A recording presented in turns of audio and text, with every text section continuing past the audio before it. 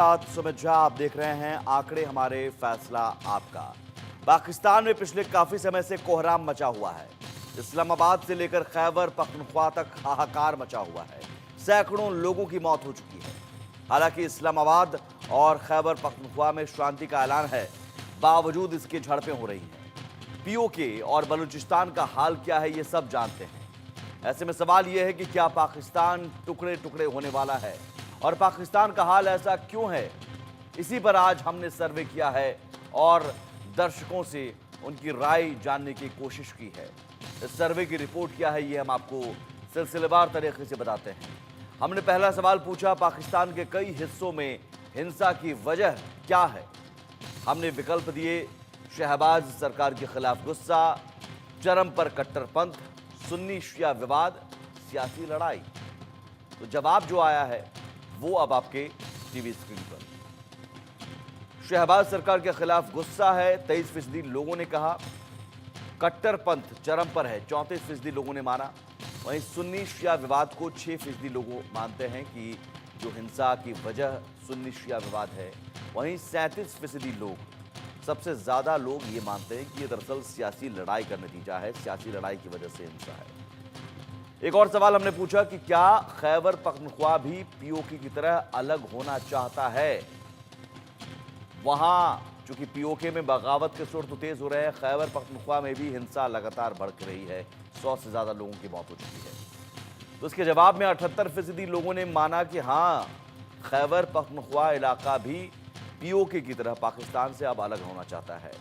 13% लोगों ने कहा नहीं, 9% लोगों ने कहा कह नहीं सकते। खैबर पख्तूनख्वा जो कि अफगानिस्तान के बॉर्डर पर, पाकिस्तान अफगानिस्तान के बॉर्डर पर है वो प्रांत, और वहाँ पर लगातार हालात बिगड़े हुए हैं।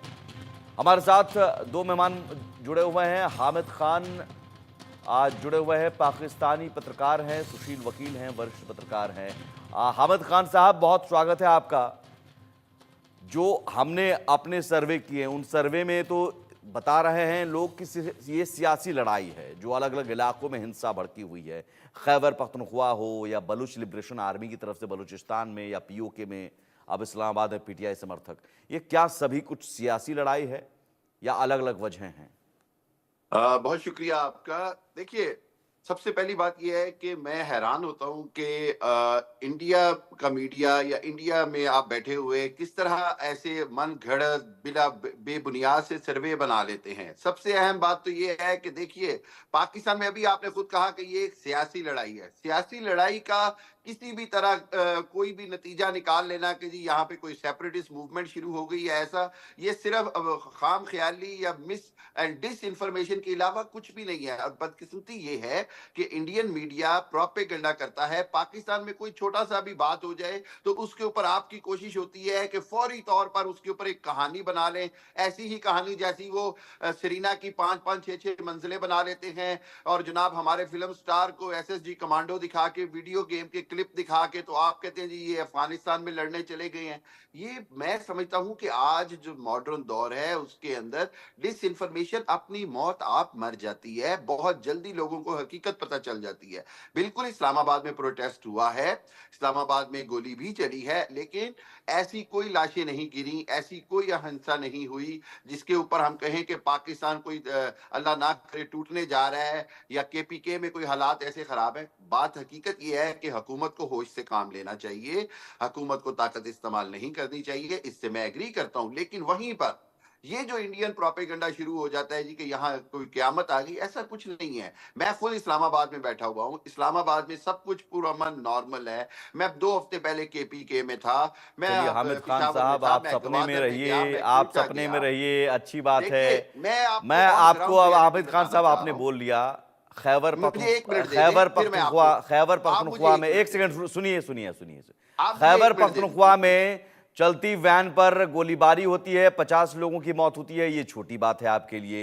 वहां नहीं, पर बिल्कुल गलत, शिया बिल्कुल सुन्नी झड़प में करीब 100 से ज्यादा लोगों की मौत हो चुकी है, ये आपके लिए छोटी बिल्कुल बात हुआ है, है। बिल्कुल हुआ है। पीओके में बड़ी मोदी मोदी के बदकिस्मती नारे है। लग रहे हैं और वो वहां पर आप देखें, उनको आप क्या दबा कर रहे रहे हैं, हैं, ये आपके लिए मैं छोटी बात है। मैं आपको इस्लामाबाद बताता में हूं। बुशरा बीबी नहीं, अपने समर्थकों के साथ पहुंच जाती हैं डी चौक, नहीं, डी चौक नहीं, तक, डी चौक बिल्कुल अपने आप में